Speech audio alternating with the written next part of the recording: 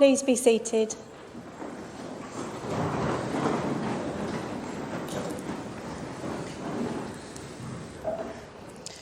Good afternoon, ladies and gentlemen, and also to all those joining us via our online web link as well.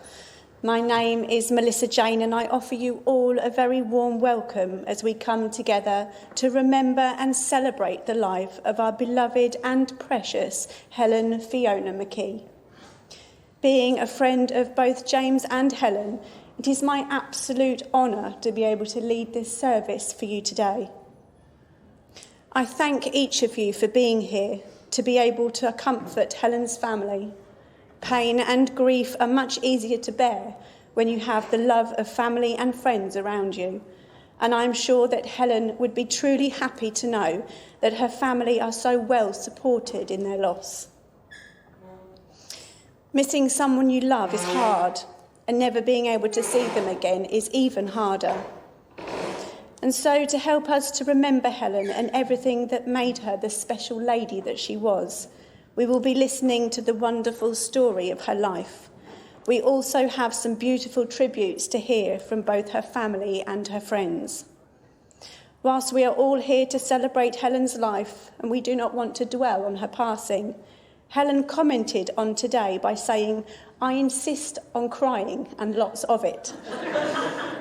So please, for Helen's sake, let us express our emotions freely today. We do have an extended period of time here today, but no amount of time is enough to do justice to such a wonderful personality such as Helen's. We have many tributes to hear from family and friends, and so without further ado, let me recap on the more poignant moments throughout Helen's life.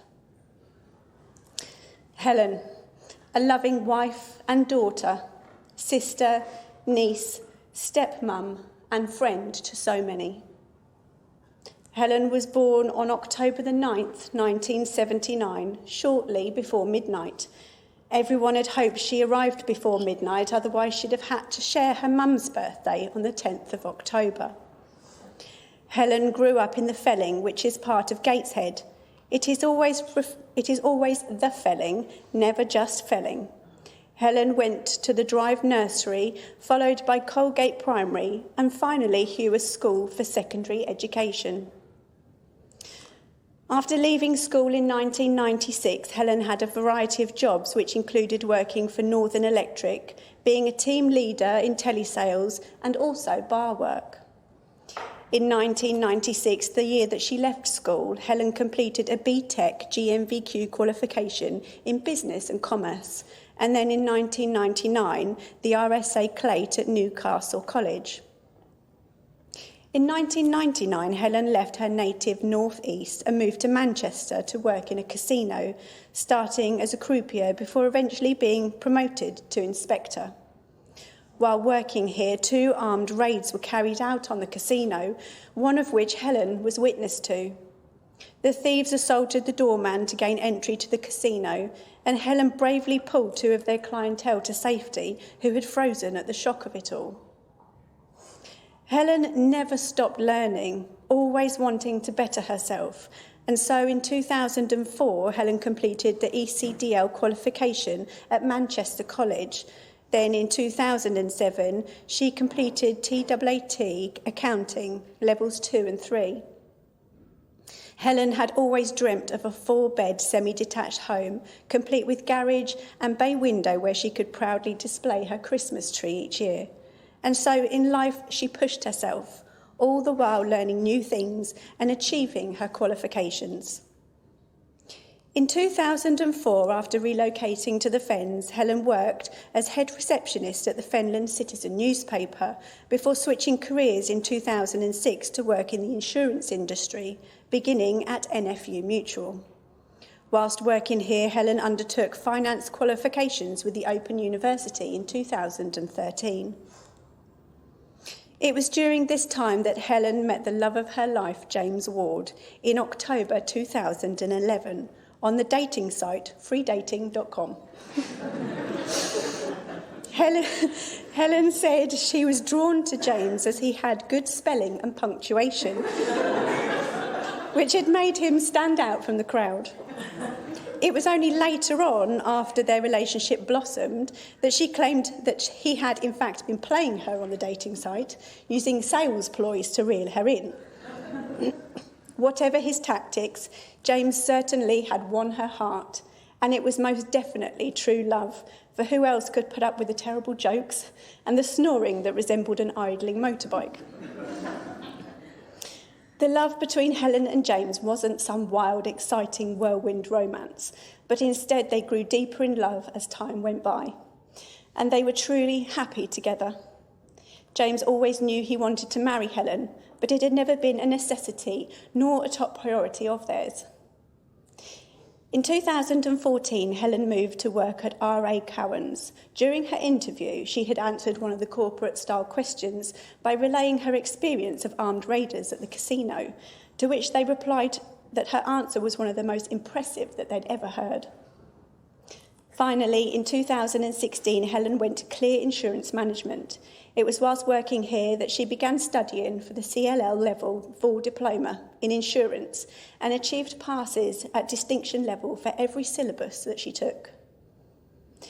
Unfortunately, in 2019, Helen was diagnosed with metastatic breast cancer. This forced her to retire through ill health before sitting her final examination. However, the Chartered Institute of Insurance decided to award her the diploma in insurance based on the standard of examinations that she had already undertaken. Upon her diagnosis, James knew that he wanted to marry Helen and to become her husband, and so with the help of their cat, James popped the question by attaching a note to the cat's collar, which read, "Will you marry Daddy?" The proposal was perfect for Helen. Her cats were her world and she adored them, especially cats with courage who had been through the wars in life. During lockdown, Helen and James got a new addition to the family, a beautiful kitten. There were some queries over its gender, and therefore its given name of Sebastian was changed to Penelope, and then back to Sebastian again. And it was because of this confusion that the poor kitten got branded Tranny Cat by James's colleague, Sandra. Helen spent so much time showering Sebastian with love that he soon learnt to love a belly rub, which is most unusual for cats. Helen and James went on to be married on the 7th of August 2021, or should we say the 5th of August, when the not-so-secret official service took place. The wedding celebrations on the 7th were hosted graciously by Christine and Steve. Their garden was kitted out with a marquee and custom-built bar, with Christine and Steve doing all the catering. The day was perfect for both Helen and James, and they couldn't have wished for anything more. Helen had become a wife, but also an official stepmother to James's children, Amy and James, who Helen had always been very close with. Helen would often say that every home should have an Amy, and it was Amy who has produced the beautiful order of service for us today. I'm sure that all of us here know the heartache and pain that Helen has suffered these last few years, and I certainly don't want us to dwell on that. But what we can say is, although her life ended far too soon, Helen's life was full of fun and laughter, which was something that she always embraced. She was fun to be around and could make you smile by simply being herself. Helen fought bravely until she could fight no more. Heaven has gained a kind-hearted and beautiful angel, and I'm sure she is up there on a beach, surrounded by an abundance of cats to love. Our first set of tributes for Helen today are being shared with us by her friends, Leanne, Gail, Catherine, Stephanie, Mandy and Darren, and I would like to invite them all to come and join me, please, to share their words with us.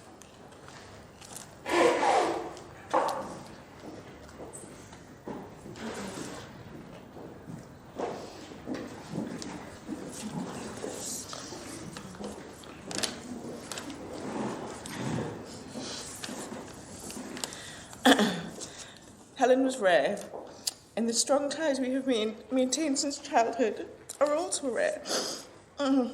Also, Leanne, Ilse, Gail, Emma, Julie and Jennifer have had a connection that goes way back. Lindsay, of course, ever present, as Helen will be also. We all have individual experiences with Helen as we assembled over the years, and some collective memories that are funny, stupid, ridiculous, dangerous, and most of all, ours. We spent our formative years together, and we spent them well. Although we wish there were more to come, we still have memories spanning 4 decades. Where to start, which memories to share, especially with parents in earshot. Helen had deep relationships with all of us, and they were reciprocated. Me and Helen, we met in science class, and we got on straight away. She was like nobody else I had ever met. Hilariously funny with her own unique character. On many occasions, Helen and me made up cunning plans to knock off after lunch from school, whether it was jumping in the Liam Lane Lake, pretending that we fell in, rolling in mud, or saying we tripped over. The good old days were at school, although we weren't always at school. But those at Jennifer's house, while we were all meant to be in PE, were the best. The whole gang was there. We had many happy memories that we've all reminisced about together into adulthood. We always look back fondly on those days. We were rebels and loved to have fun. We went to South Shields and Newcastle's drinking far too early before we were allowed to, often dressed in fancy dress costumes.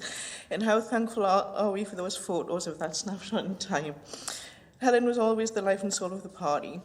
We had many big personalities in our friendship group, but hers was by far the biggest. Helen always wanted to try everything at least once, just so she had the experience. There was a rock phase, so we went to see Bon Jovi in concert. She went through a goth phase, and then there's always the time that we're in Newcastle city centre, and she wanted to join the Hare Krishna procession. So we did, and then she was hooked. Then she wanted to go and run away and live with them in the commune. She always loved life and wanted to experience it to the max. I remember trips away, new opportunities to chase even more cats. The trip to Ireland in the camper van, Cyprus with her gran and granddad, her squealing at the cats trying to trap them in her room against their will so she could just cuddle and squeeze them all. Nothing ever surprised us with Helen. Whatever was next was the next big adventure to her. She kept the same spirit, the same unique character, even over the last few years when she was poorly. That same twinkle in her eye was always there, the same dark but hilarious sense of humour. We may have calmed down slightly over the years, but we still had so much fun together. Our family room at Redwith Spa became our little haven, the three of us. We may have been in our 40s, but like all the time our big group was together, we were transported to being those kids we met, who met all those years before. Acting like it too, running around the spa being silly.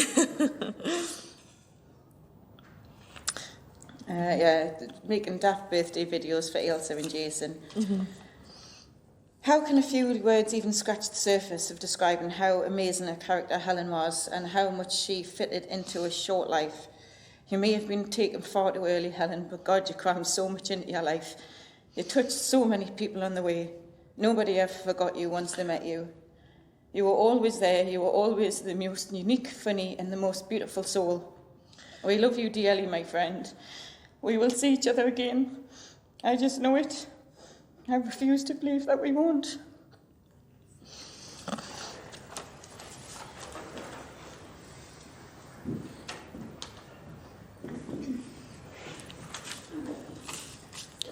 Good afternoon.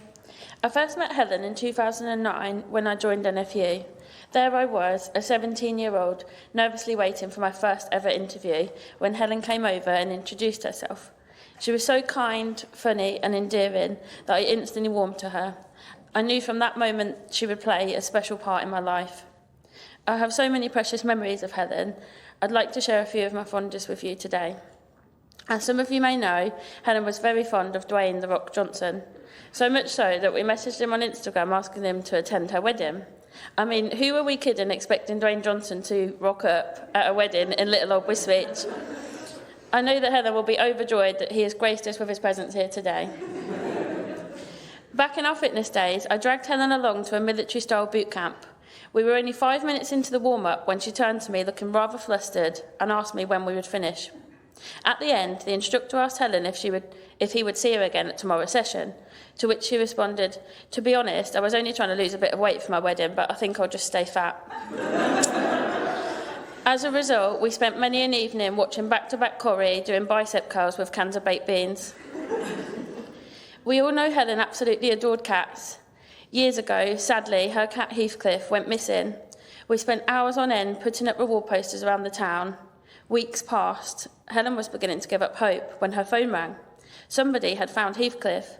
Helen jumped from her chair and bounded out the office to retrieve him.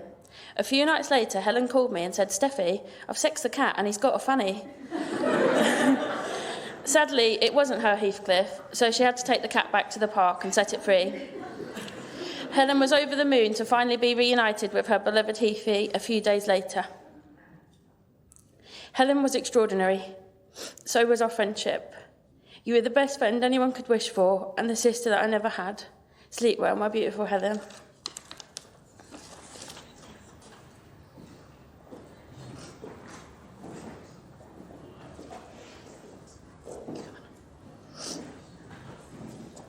Hiya.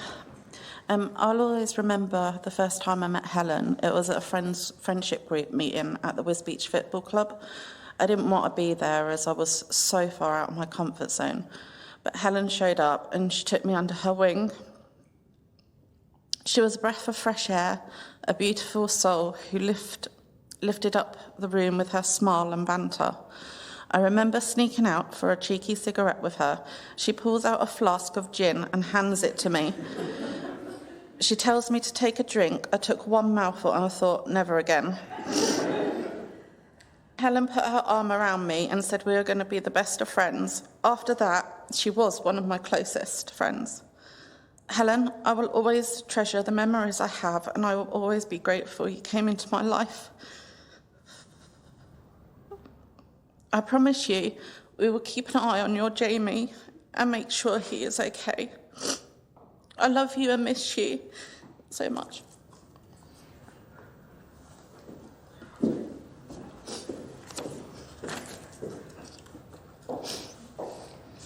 Hello. Helen was a very special person. To me, she was my godmother. She called me God Boy, the chosen one. Our lives gone without you, but nothing is the same. Sad are the hearts that love you, silent are the tears that fall. Living here without you is the hardest part of all. You did so much, excuse me. You did so many things for us. Our hearts. Your heart was kind and pure, and whenever someone needed help, you were there with helping hands for all. Our memories of Helen will always be in our hearts. Helen, you are a crazy cat lady who always spoke your mind. You are one of a kind who has touched so many people's lives and hearts. Helen, you will always be remembered. We love you and miss you so much. Thank you.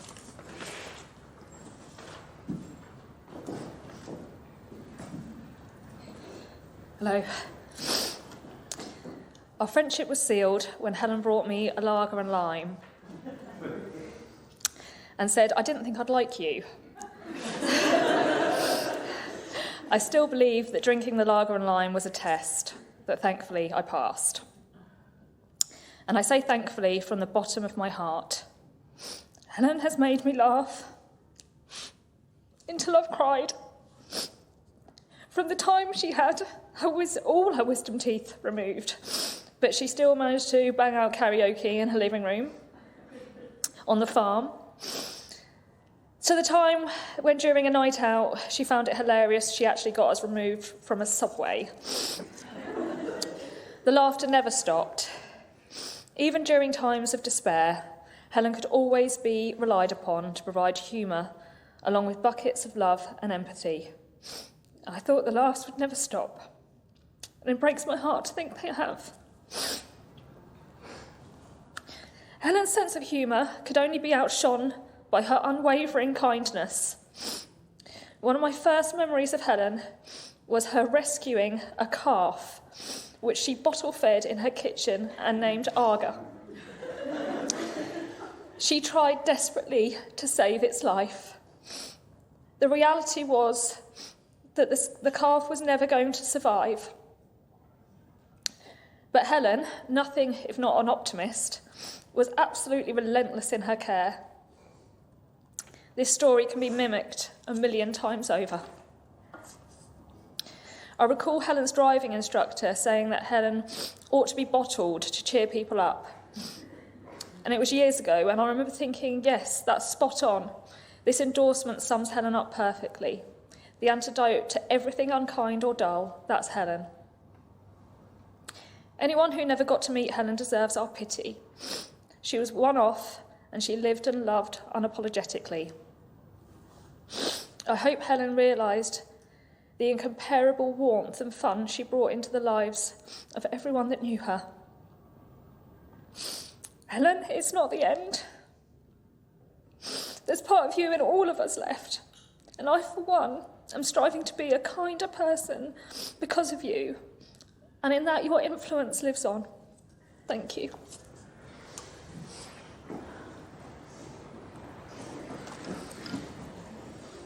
Thank you all for those really lovely tributes for Helen today. Helen's friend Teresa was due to sing for us today, just as she did so at James and Helen's wedding, but sadly she is unable to be here with us, which I know that she was disappointed about so very much. I'm sure, though, that she is watching our service from her home via our web link. And we shall still hear the song that she was going to sing, being Songbird by Eva Cassidy. Please use this time to think of Helen and to think of all the lovely and wonderful memories that you have of her.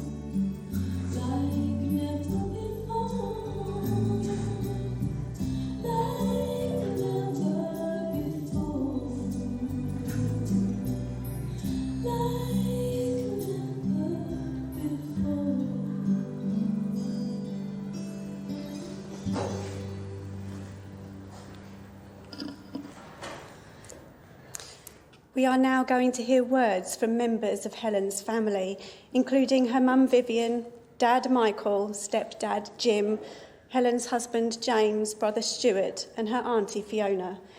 If you would all like to come and join me now, please.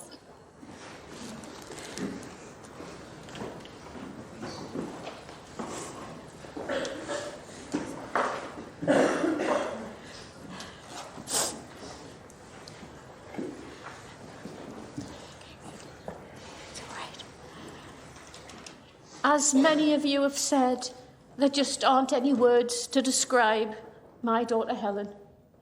She was amazing, unforgettable and absolutely unique. Even the noises she made were pure Helen. That little whoop she used to do when she was excited, her chuckle. And what about her food orgasms? Our Helen would actually moan out loud when she was eating something really delicious. And these were all unique to her. They were Helenisms. And then, of course, there was her love of cats, as we've spoken about. She was physically unable to walk past any cat without petting it, and was quite simply the craziest of all the crazy cat ladies. And it did mean that she was easy to buy presents for. If it had a picture of a cat on it, you were on to a winner. And that's why her and James have such a massive collection of cat mugs in the kitchen. Another guaranteed successful present was always a handbag. Our Helen loved her handbags, and like the cat mugs, she did have an awful lot of them. But Helen loved life, like you've said. Helen never stood on the sidelines and watched. Helen seized opportunities, and she threw herself wholeheartedly into everything. And sometimes it was a triumph, and sometimes an absolute disaster. But she was never afraid to give it a go. Never. And she was funny and quirky and silly, but she was hardworking and ambitious, independent, and she was very, very brave. Not just the cancer, she was always brave. When Helen moved away to Manchester for work, I was heartbroken to lose her. She was my daughter and my very best friend in the whole world. But I was really, really proud that I'd brought up a girl who was brave enough and strong enough to move 150 miles away from home, all on her own for a job. And regardless of where she lived, our Helen never lost her accent. She was a Geordie lass through and through. And Helen loved my James. Helen loved my James more than any cat, and that's saying something. Quite simply, they were soulmates, and their time together was short. It was just 10 years. But during that time, I saw more love, more respect and more devotion between those two than many relationships that last an absolute lifetime.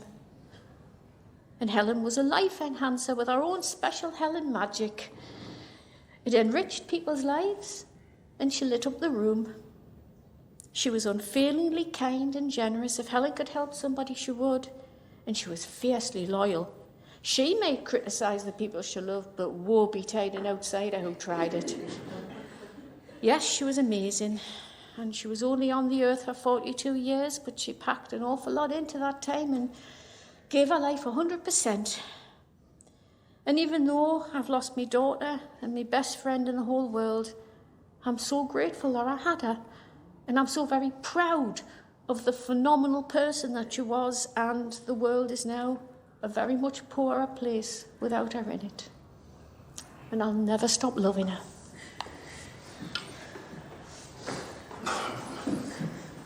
Good afternoon, everybody. Like anybody else, especially with the Geordie accent.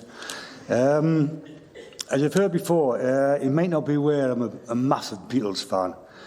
When Vivian was in labour, who turned out to be Helen, the nurse said, wouldn't it be lovely if she was born on the 10th, her mother's birthday?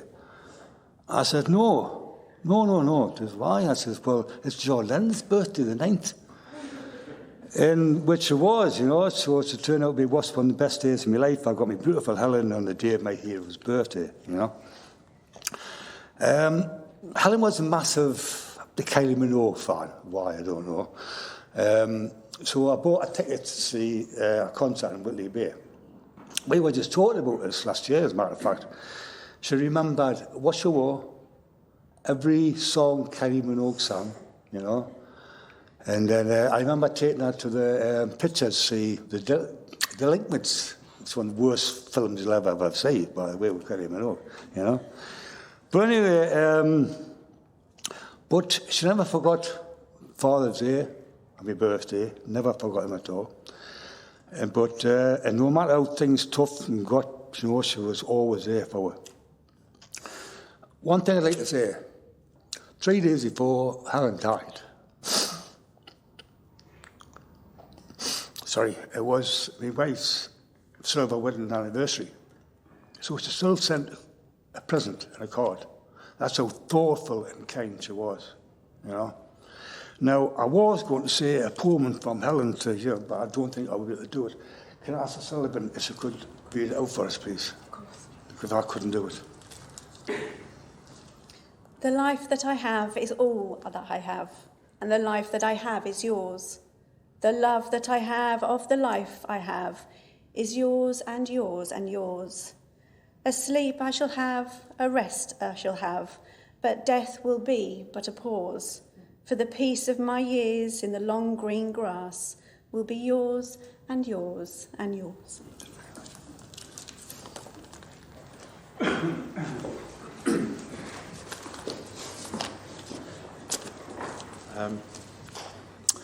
I first got to know Helen when she was just a little girl. I remember helping as a stepdad at a party when she was perhaps 7 years old. And as her friends arrived, at first they sort of talked and played together fairly quietly. And then at a certain point, I think it was maybe 5 or 6 of her friends had arrived, the sort of volume level suddenly went up. And then there was lots of screaming and running around. And this carried on with Helen and her friends having lots of fun until the end of the party, and then there were fewer and fewer girls around, and then suddenly the sound level just kind of returned to normal. It was kind of as if there was like a critical mass. You get a certain number of little girls, Helen's friends, together, and there's a bit of an explosion of shrieking. And of course, then as always, Helen loved to be with her friends and have a good time. Later, Helen moved to her first flat in the West End of Newcastle. Viv and Stuart and I used to visit at the weekends. And I believe that was when she got a pet rat. I think it was a white rat. But I remember later on, she was very upset when a pet rat died. She was very compassionate, both about people and animals.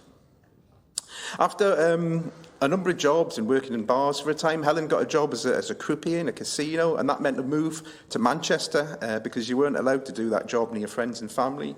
So we saw Helen less often then, but often for a bit longer at a time when we visited. We'd stay for a few days where she lived in Coronation Street over Christmas, for example.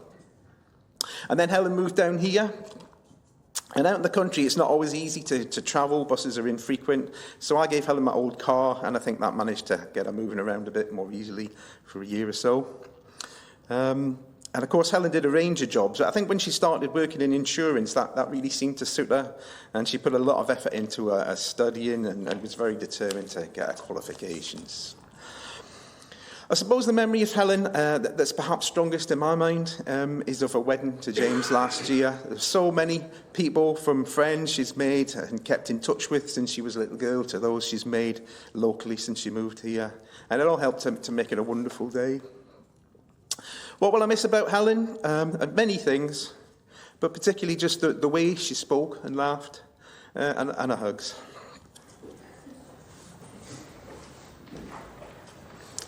Hello. As Helen's annoying little brother, I've never known a world without her in it. Helen was my big sister by 8 years, and growing up, she was the coolest person I knew, even when she was listening to Kylie Minogue on repeat. Some of my earliest memories of Helen are dressing me up like a girl or putting makeup on me, things I didn't exactly enjoy, but I went along with, just because I wanted to spend time with her. I idolized Helen, and she was a role model for much of my life. When I close my eyes and picture Helen, it's hard to imagine her on her own, because in life she was often surrounded by friends. These last 3 years, it's given me a lot of comfort to see how many amazing people have went above and beyond to care for Helen, and to make her time that she had left as special as possible. Many of you I haven't gotten to know, but I would just like to take this moment to say thank you for everything that you did for my sister. I've been so touched to see how loved she was by so many of you, and it's something I'll never forget. I couldn't be prouder to call Helen my big sister. She had a strength of character that many can only ever aspire to. She was an easy person to love, open and vulnerable, but fierce and bold.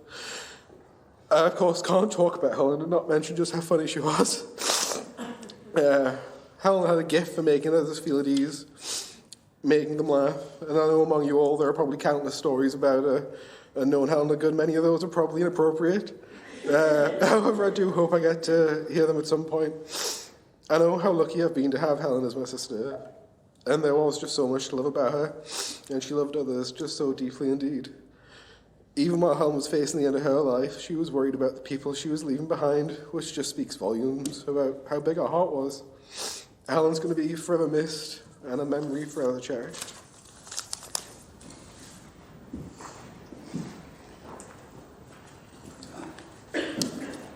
Hello, I'm Helen Fiona's aunt, Fiona Lockhart.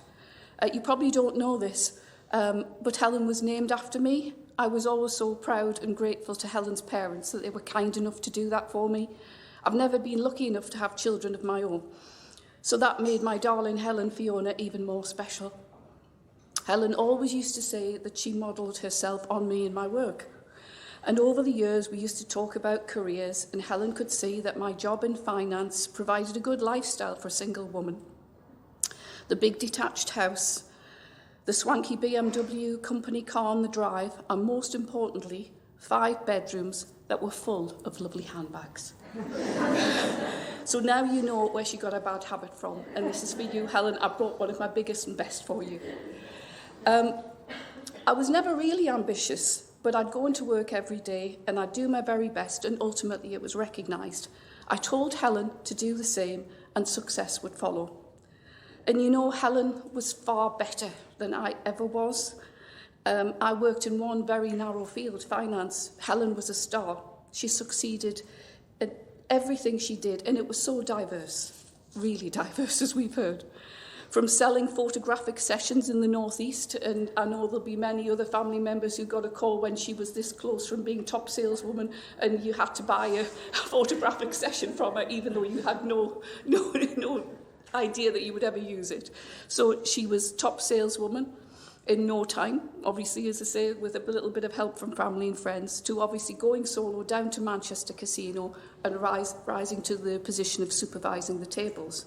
And of course, her incredible success in insurance, holding down the position of commercial account handler, whilst during such ill health studying for and achieving with merits in all of her modules, her chartered insurance qualification, is truly inspirational.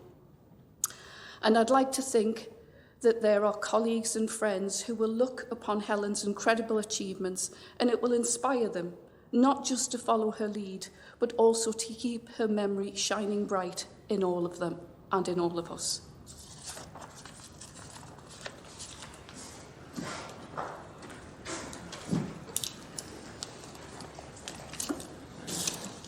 Helen planned this funeral, and I'm sure from her arrangements that she didn't want a dry eye in the house, and I think she's getting her wish.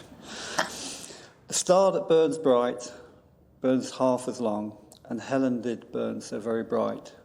She was never the wallflower.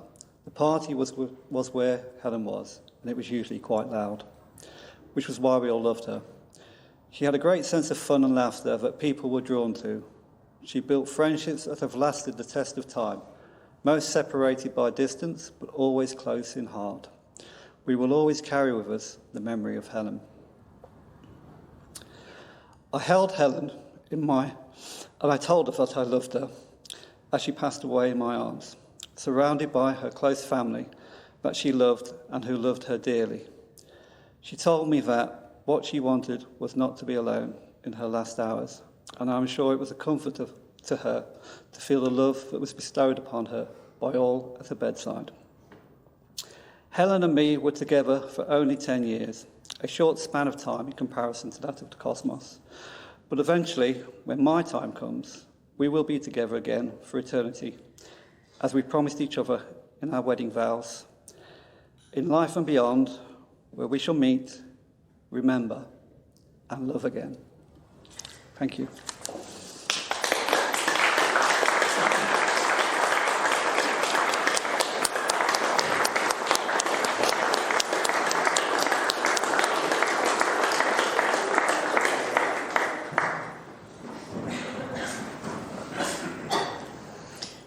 We have heard so many lovely words, stories and memories of Helen today. And so now as we take in all those words that have been told to us, we're going to hear a song called River by Joni Mitchell, which Helen had chosen for her ceremony today, despite it being a Christmassy one. So please enjoy the song and reminisce on everything that you hold in your hearts of Helen.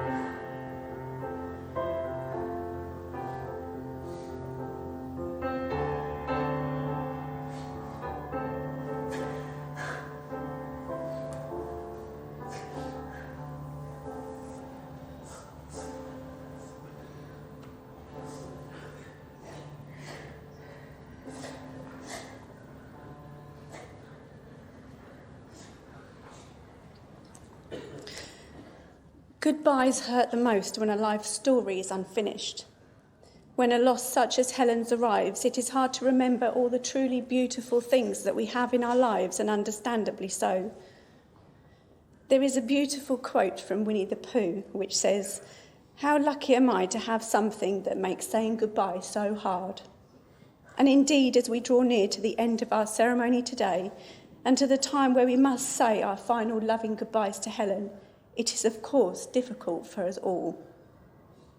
I would like to take this opportunity in thanking James and Helen's family for allowing me the honour and privilege of sharing in such a special day with you all. The chosen charity for today, should you wish to make a donation in Helen's memory, is the Alan Hudson Centre, due to them playing such a big part in Helen's life these last few years, and for the amazing support that they have given. You are all warmly invited to join Helen's family after this service at the King's Lynn Golf Club, where there will be refreshments and the opportunity to continue sharing your memories of Helen with one another. I hope that as you leave here today, you will do so in peace and in charity with one another, and that you will remember Helen with love and affection. We must now say our goodbye to our beloved Helen. And as we do, I urge you to remember the happy times and to hold her gently in your hearts and your minds as we now say our collective farewells. Now is but a moment in time, and I dedicate the next few moments to every single precious memory of Helen. Can I ask you all to please stand if you are able?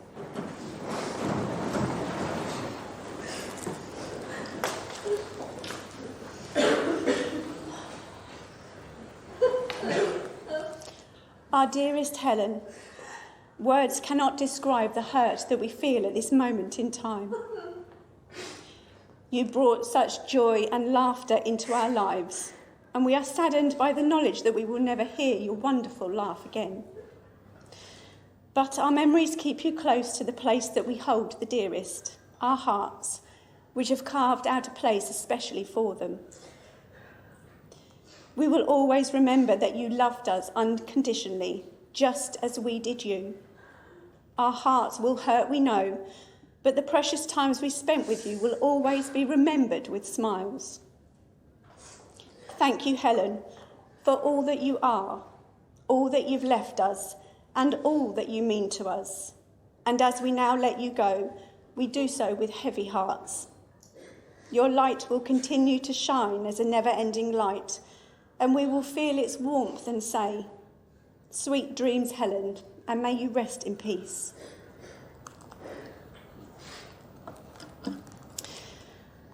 We are now going to finish our service by hearing the beautiful song "In the Arms of an Angel" by Sarah McLaughlin, as we close the curtains and allow Helen to journey onwards, just as we must journey on for now without her.